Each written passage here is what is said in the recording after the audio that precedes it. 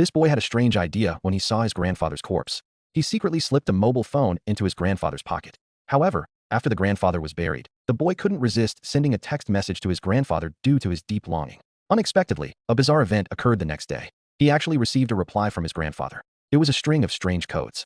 The boy was terrified. He immediately told his father that Grandpa might not be dead, and they needed to dig him up quickly. But his father didn't take it seriously.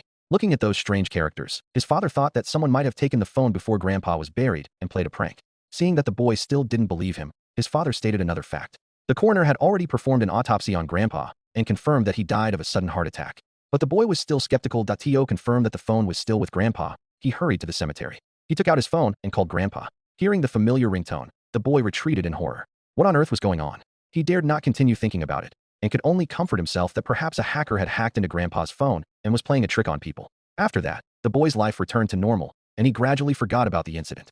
Until this day, the bizarre event happened again. At the school dance, the boy danced with the campus belle.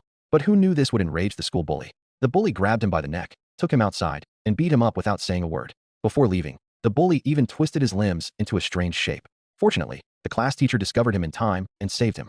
The class teacher not only carefully helped him treat his wounds, but also expressed his willingness to testify and report the school bully for assault. However, the boy politely declined. After returning home, he didn't want to worry his father and could only pour out his grievances to his deceased grandfather over the phone. It turned out that the reason he didn't report the school bully was that he was afraid of more fierce retaliation. After all, as long as the school bully was still alive, he could continue to torture him.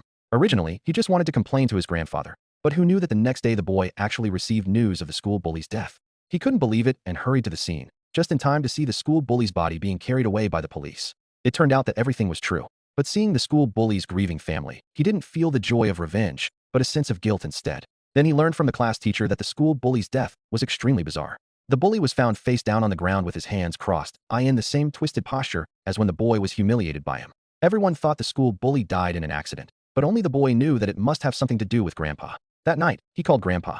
He said he didn't really want the school bully to die and asked Grandpa if it was really related to him. If so, please knock on the wall 3 times. After saying that, he put down the phone and waited quietly. But suddenly, Grandpa actually called him.